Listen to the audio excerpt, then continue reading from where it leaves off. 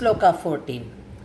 In this sloka, Bhagavan says, neither the sense of doership nor the nature of actions comes from God, nor does He create the true fruits of action. All this is enacted by the moods of material nature, that is gunas. So in the sloka, Prabhu, the Lord who controls the universe, he says, I am not the doer and I am not the director of your actions. So we can't say that God only makes me do this, because sometimes we have the tendency to blame God. Yes, He only gave me this idea. Only God drove me to do this. No, it is wrong, because God says He is not the doer and nor the director nor the conductor of our actions. And He doesn't create the results of our actions. So everything is by us. We are responsible. If God directs or God conducts, then there is no need for God to give us advice. If He is the one doing everything, why should He talk? Why should He give us Bhagavad Gita? That's not a big. If He is the only doer, so He is not the doer, He is not the conductor, He is not the director of our actions. He checks what we do. He is within us. He checks the actions what we do. And Karma Yoga has been given by Him, and He has told us how to do karma. And if we follow that, and our karma will not have karmic reactions. So He has given that formula also. So it is up to us to decide what kind of actions to do, how to do it. So we can't be blaming God for that. He is not the doership. So if we can't be blaming Him for everything. So when do we blame Him?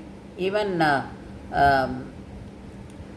sometimes we say, no, I have not. I don't know how it happened. I don't know why God gave me this idea. No, it is not that. We are in ignorance. And when we do something great, what do we say? I did it. I achieved it. So we take that pride. So the pride makes me behave arrogantly.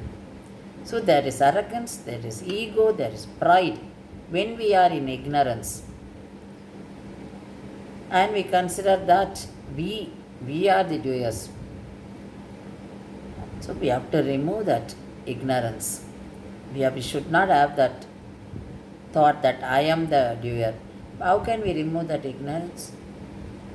Only by divine knowledge. That is what Karma Yoga teaches. You have to get the divine knowledge. So with the divine knowledge, we fix God in our mind and we remove the karma vasana. So when we remove the karma vasana, we are not influenced by our gunas, because all our actions are done by the three modes of Prakriti. So the gunas are ruling our body: Sattvic, Rajas and Tamas. And if we identify ourselves with the body, we are affected by these gunas. If we are with the soul, then we don't get into anything. So when we are with the gunas, what happens? We think I am the doer. So this is what God says. You are in ignorance. When we are in ignorance, we are ruled by the gunas. So we should follow Karma Yoga to remove all this Karma Vasana. When we remove the Karma Vasana, we will not be ruled by the gunas. Then we will be in divine consciousness. So when we are in divine consciousness, we get the knowledge, divine knowledge. Our mind, body, intellect, everything is under control, and we are always in consciousness of God. Jadaparathar. Jadaparathar, if you know the story of Jadaparathar, he was a king once. Then, he, when he became old, he gave up his position to his son, and he became a sannyasi, and he took up that life, saintly life. And when he lived in the forest, he found a baby deer, and the mother died. So he took care of baby deer, and he started thinking that without me, that baby cannot live. So he was always thinking that, oh, I am very much needed. So I'm giving care. So this sort of thought went into his mind. So what happened when that birth came to an end? That is when he died as a king. That is that particular birth was over. Then he took next birth as deer, because he was thinking of deer. Since he was a great devotee, he was a very good man. He was a very staunch devotee. So he got the Purva Vasana. So he could recall what was he in the previous birth, why he took this form. So he realized. So he was very conscious that he should not be like getting attached to anything.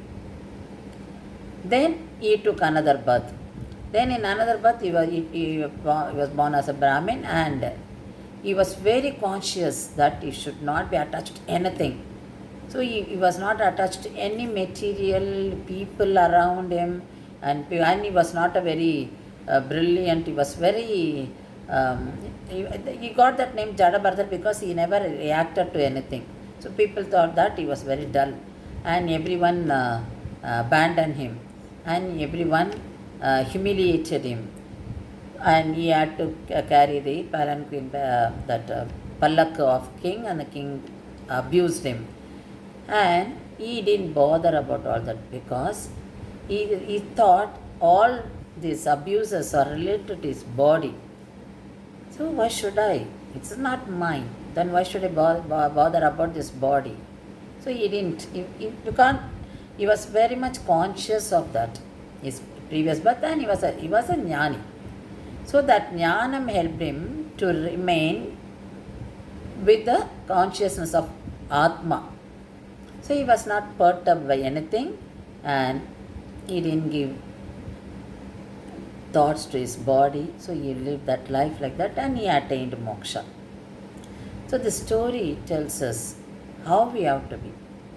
So how we can remove that karma vasana. So because he remained completely sattvic, he didn't get angry, he never reacted to people when they abused. So he was in sattvic mode only. So what happened? He could remove the other two gunas, so that the karma vasana gone. And when he was in sattvic mode, he could be in the consciousness of God. So that divine knowledge helped him to remain in sattvic mode throughout, and he attained moksha.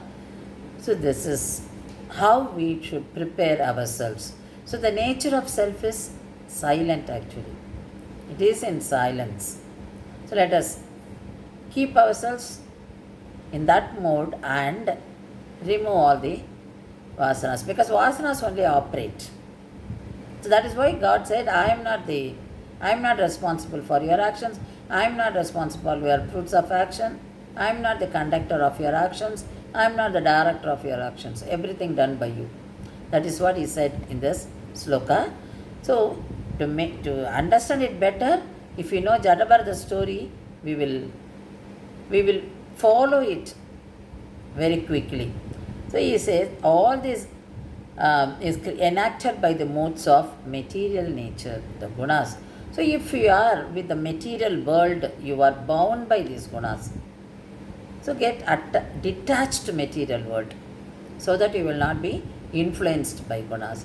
So such a lovely message is given by God in this sloka. So God is not, whatever you do, if you do good karma or bad karma, God is not responsible. You are doing it because of your karma vasana. And karma vasanas are operative here. Your gunas are operative. So how to make gunas away? How to make gunas null and void? Only by karma yoga. So keep yourself in divine consciousness and do the karma as an offering to God. So Jadabharata story is to be remembered always by us.